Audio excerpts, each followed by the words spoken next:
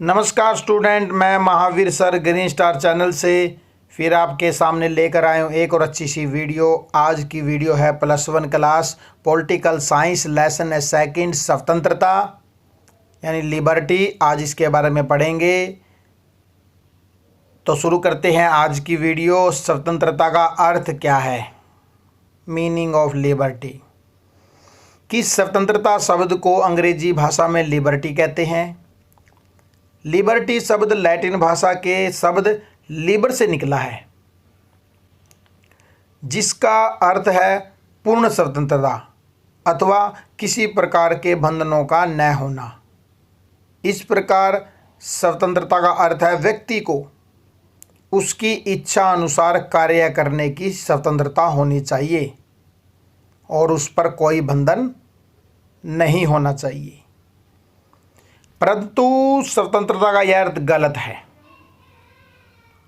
क्योंकि स्वतंत्रता का वास्तविक अर्थ यह है कि व्यक्ति पर अन्यायपूर्ण तथा अनुचित प्रतिबंध नहीं होने चाहिए, बल्कि उन्हें उन अवसरों की भी प्राप्ति होनी चाहिए जिनसे उसे अपना विकास करने में सहायता मिले।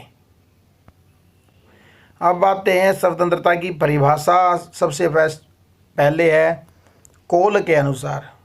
कोल जी कहते हैं कि बिना किसी बाधा के अपने व्यक्तित्व को प्रकट करने का नाम स्वतंत्रता है। सेकंड है गैटेल के अनुसार। ये कहते हैं कि स्वतंत्रता से अभिप्राय उस सकारात्मक शक्ति से है जिससे उन बातों को करके आनंद प्राप्त होता है जो कि करने योग्य है। अब चलते हैं स्वतंत्रता की विशेषताएं।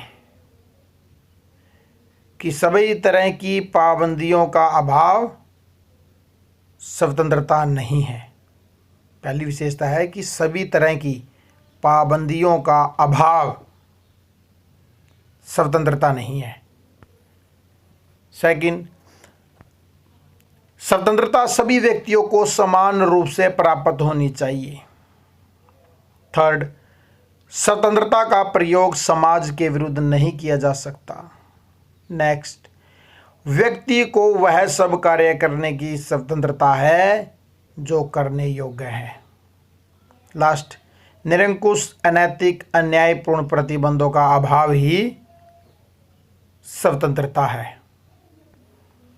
अब चलते हैं स्वतंत्रता के रूप। 2 रूप बताए गए हैं, सकारात्मक, नकारात्मक। सबसे पहले पढ़ेंगे हम सकारात्मक स्वतंत्रता। सकारात्मक स्वतंत्रता के अंदर क्या बताओगे आप कि सकारात्मक स्वतंत्रता से अभिप्राय है कि व्यक्ति को वह सब कुछ करने की स्वतंत्रता है जो सभ्य समाज में करने के योग्य होता है।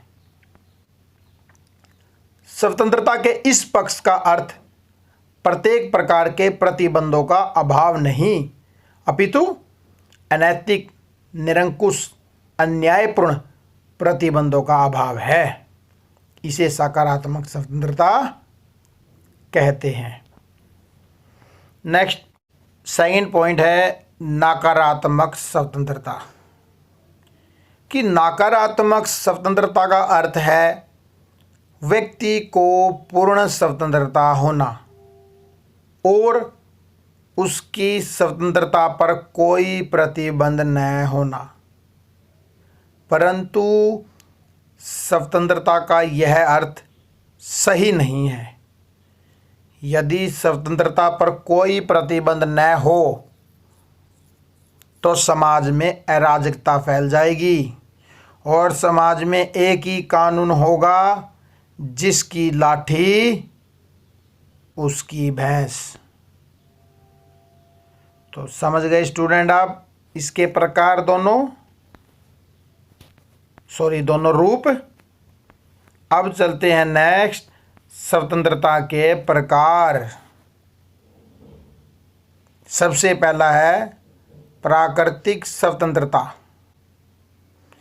कि प्राकृतिक स्वतंत्रता का अर्थ है मनुष्य को पूर्ण स्वतंत्रता होना। रूसो के अनुसार मनुष्य स्वतंत्र पैदा होता है, किंतु प्रत्येक स्थान पर वह बंधन से बंधा हुआ है। समाज बनने से पहले व्यक्ति जंगल में रहने वाले पशु पक्षियों की तरह स्वतंत्रता पूर्वक विचरण करता था। उस समय कोई कानून नियम नहीं था। उस समय तेरे मेरे की भावना नहीं थी। इसलिए मनुष्य प्राकृतिक स्वतंत्रता का उपभोग करता था। ये है पहला टाइप्स ऑफ लिबर्टी। सेकंड है नागरिक स्वतंत्रता। कि नागरिक स्वतंत्रता व्यक्ति को एक संगठित समाज का सदस्य बनने के रूप में मिलती है। जीवन के विकास के लिए व्यक्ति को अनेक प्रकार की सुविधाओं की आवश्यकता है और ये सुविधाएं उसे संगठित समाज में ही मिलती है। समाज में रहकर ही व्यक्ति राज्य के कानूनों के प्रतिबंधों में जो सुविधाएं प्राप्त करता है, उन सुविधाओं को सामूहिक रूप से नागरिक स्वतंत्रता कहते हैं। नेक्स्ट है पॉलिटिकल लिबर्टी यानी राजनीतिक स्वतंत्रता।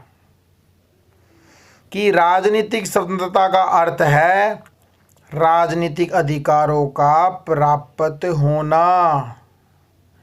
ऐसे अधिकार केवल प्रजातांत्रिक समाज में ही मिल सकते हैं। राजनीतिक स्वतंत्रता का अभिप्राय राज्य के कार्यों में भाग लेने से है, जैसे मताधिकार, चुनाव लड़ने का अधिकार, सरकार की आलोचना करने का अधिकार, याचिका देने का अधिकार आदि। ये सब राजनीतिक अधिकार हैं जिसकी प्राप्ति पर ही राजनीतिक स्वतंत्रता का अस्तित्व निर्भर करता है। अब चलते हैं फोर्थ पॉइंट पर, आर्थिक स्वतंत्रता। कि आर्थिक स्वतंत्रता का अर्थ है भूख और अभाव से मुक्ति। कि जीवन की आधारभूत आवश्यकताओं की पूर्ति के अवसर, काम की प्राप्ति की उचित मजदूरी की व्यवस्था, आर्थिक अभाव से छुटकारा आर्थिक स्वतंत्रता कहलाता है। व्यक्ति के जीवन के विकास के लिए आर्थिक स्वतंत्रता का होना बहुत जरूरी है। पांचवा पॉइंट है धार्मिक स्वतंत्रता।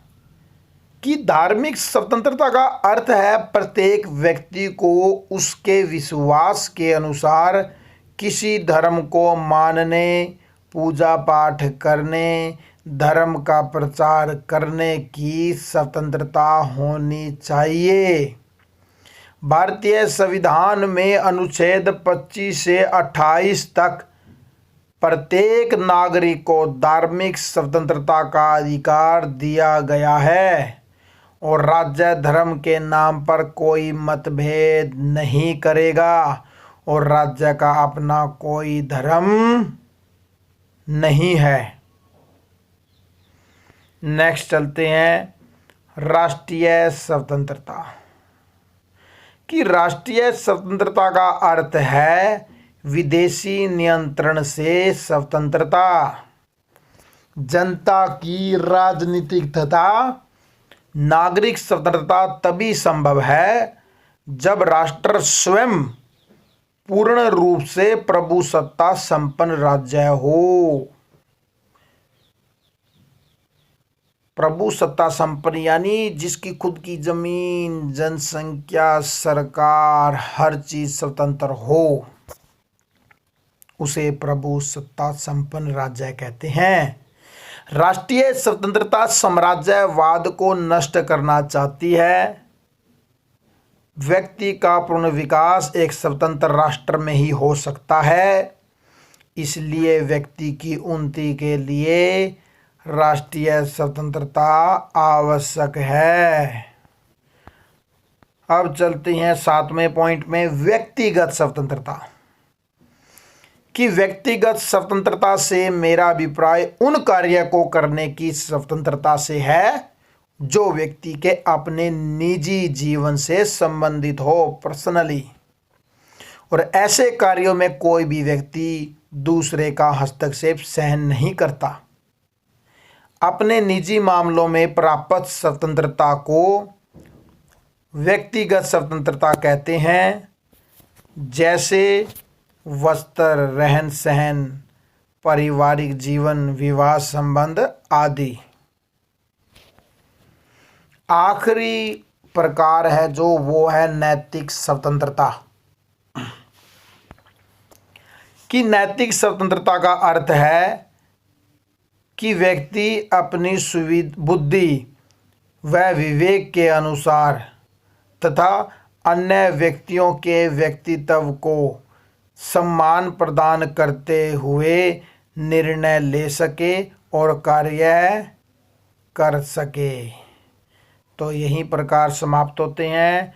अब आखिरी पे चलते हैं। क्वेश्चन है जो स्वतंत्रता के संरक्षण या रक्षा के उपाय बताओ, कैसे सुरक्षा की जा सकती है। नंबर 1, स्वतंत्र न्यायपालिका। की न्यायपालिका है वह स्वतंत्र होनी चाहिए, उस पर किसी का अधिकार नहीं होना चाहिए, वह पूर्ण रूप से स्वतंत्र होनी चाहिए। कोई भी निर्णय कार्य करे, कोई प्रतिबंध न हो, तभी स्वतंत्रता की रक्षा की जा सकती है। और भारतीय संविधान में न्यायपालिका को स्वतंत्रता का अधिकार दिया गया है। सेकंड, शक्तियों का पृथक्करण। पृथक्करण का मतलब होता है अलग, कि शक्तियों को बांट देना चाहिए। न्यायपालिका, कार्यपालिका, विधान पालिका, तीनों में शक्तियों को बांटा गया है, तभी ही स्वतंत्रता की रक्षा हो सकती है।